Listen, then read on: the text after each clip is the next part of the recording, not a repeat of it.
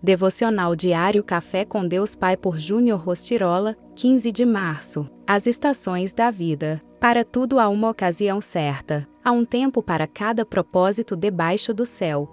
Tempo de nascer e tempo de morrer.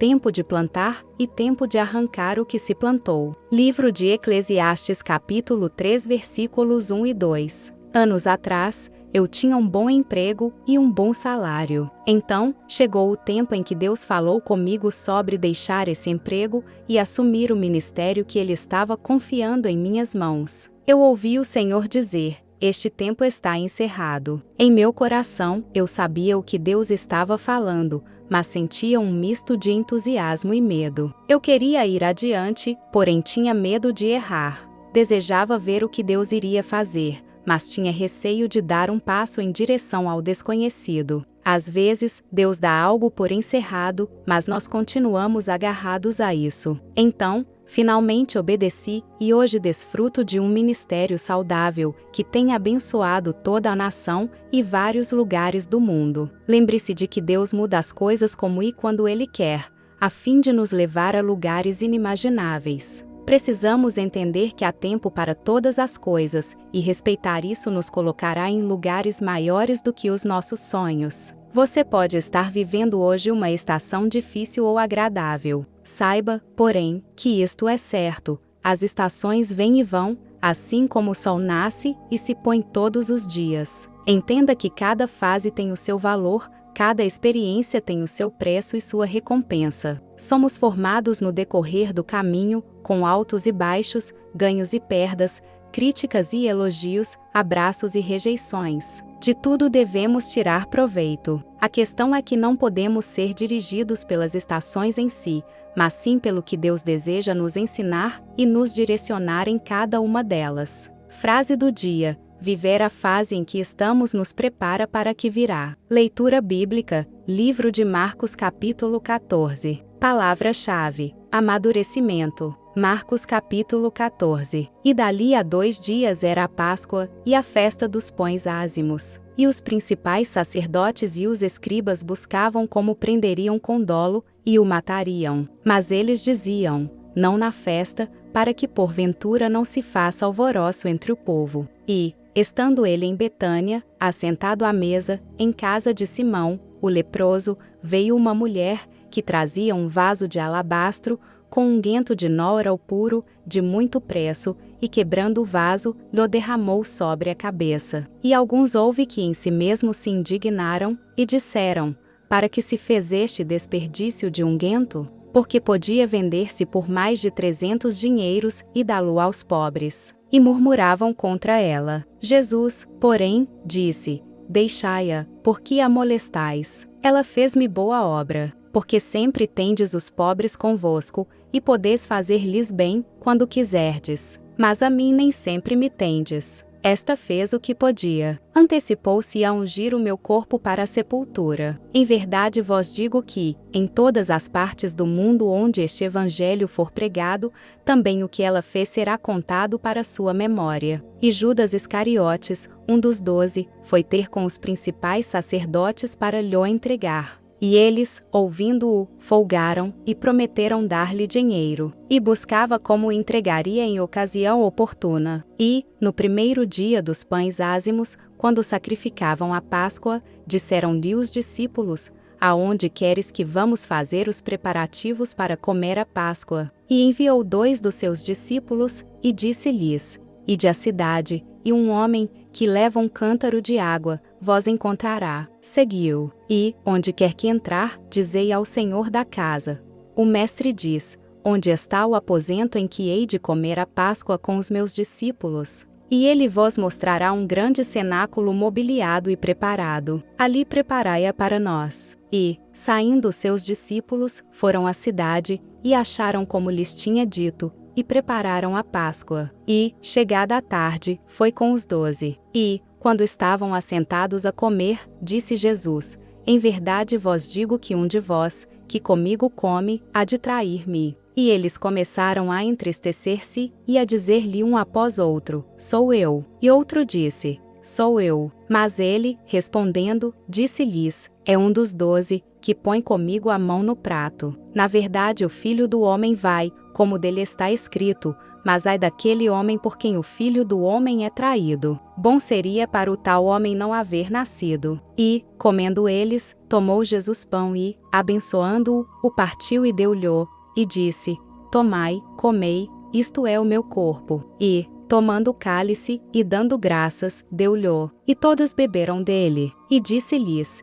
isto é o meu sangue, o sangue do Novo Testamento, que por muitos é derramado. Em verdade vos digo que não beberei mais do fruto da vide, até aquele dia em que o beber, novo, no reino de Deus. E, tendo cantado o hino, saíram para o Monte das Oliveiras. E disse-lhes Jesus: todos vós esta noite vos escandalizareis em mim, porque está escrito: ferirei o pastor, e as ovelhas se dispersarão. Mas, depois que eu houver ressuscitado, irei adiante de vós para a Galileia. E disse-lhe Pedro: ainda que todos se escandalizem, nunca, porém, eu. E disse-lhe Jesus: em verdade te digo que hoje, nesta noite, antes que o galo cante 2 vezes, 3 vezes me negarás. Mas ele disse com mais veemência: ainda que me seja necessário morrer contigo, de modo nenhum te negarei. E da mesma maneira diziam todos também. E foram a um lugar chamado Getsêmani, e disse aos seus discípulos: assentai-vos aqui, enquanto eu oro. E tomou consigo a Pedro, e a Tiago, e a João, e começou a ter pavor, e a angustiar-se. E disse-lhes: a minha alma está profundamente triste até a morte. Ficai aqui, e vigiai. E, tendo ido um pouco mais adiante, prostrou-se em terra, e orou para que, se fosse possível, passasse dele aquela hora. E disse: Abba, Pai, todas as coisas te são possíveis. Afasta de mim este cálice. Não seja, porém, o que eu quero, mas o que tu queres. E, chegando, achou-os dormindo. E disse a Pedro: Simão, dormes? Não podes vigiar 1 hora? Vigiai e orai, para que não entreis em tentação. O espírito, na verdade, está pronto, mas a carne é fraca. E foi outra vez e orou, dizendo as mesmas palavras. E, voltando, achou-os outra vez dormindo, porque os seus olhos estavam pesados,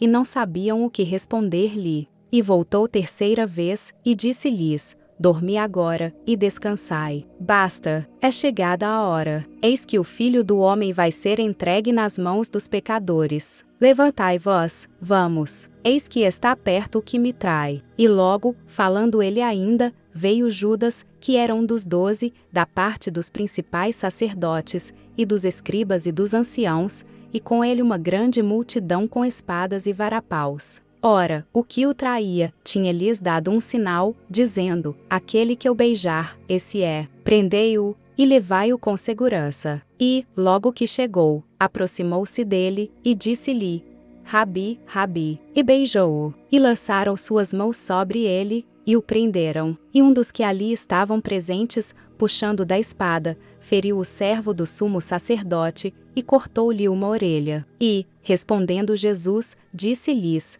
saístes com espadas e varapaus a prender-me, como a um salteador? Todos os dias estava convosco ensinando no templo, e não me prendestes. Mas isto é para que as Escrituras se cumpram. Então, deixando-o, todos fugiram. E certo jovem o seguia, envolto em um lençol sobre o corpo nu. E os jovens lançaram-lhe a mão. Mas ele, largando o lençol, fugiu deles nu. E levaram Jesus ao sumo sacerdote, e ajuntaram-se todos os principais sacerdotes, e os anciãos e os escribas. E Pedro o seguiu de longe até dentro do pátio do sumo sacerdote, e estava assentado com os servidores, aquentando-se ao fogo. E os principais sacerdotes e todo o concílio buscavam algum testemunho contra Jesus, para o matar, e não o achavam. Porque muitos testificavam falsamente contra ele, mas os testemunhos não eram coerentes. E, levantando-se alguns, testificaram falsamente contra ele, dizendo: nós ouvimos-lhe dizer: eu derrubarei este templo, construído por mãos de homens, e em 3 dias edificarei outro, não feito por mãos de homens. E nem assim o seu testemunho era coerente. E, levantando-se o sumo sacerdote no sinédrio, perguntou a Jesus, dizendo: nada respondes? Que testificam estes contra ti? Mas ele calou-se, e nada respondeu. O sumo sacerdote lhe tornou a perguntar, e disse-lhe: És tu o Cristo, filho do Deus bendito? E Jesus disse-lhe: Eu o sou, e vereis o Filho do Homem assentado à direita do poder de Deus, e vindo sobre as nuvens do céu. E o sumo sacerdote, rasgando as suas vestes, disse: Para que necessitamos de mais testemunhas? Vós ouvistes a blasfêmia. Que vos parece? E todos o consideraram culpado de morte. E alguns começaram a cuspir nele, e a cobrir-lhe o rosto, e a dar-lhe punhadas, e a dizer-lhe: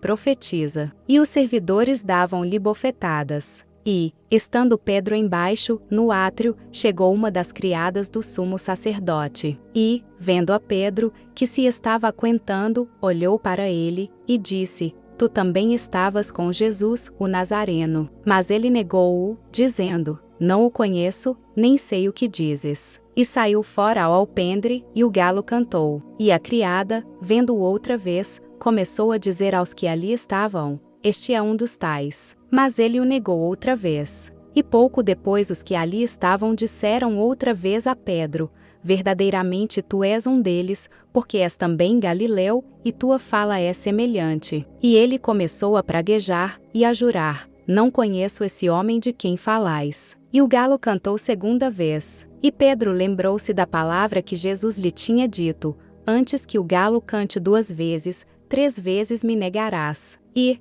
pensando nisto, chorou. Se você tem gostado do conteúdo desse canal, não se esqueça de deixar o seu like, se inscrever e compartilhar esse vídeo com quem você ama. Te espero no próximo vídeo. Até lá!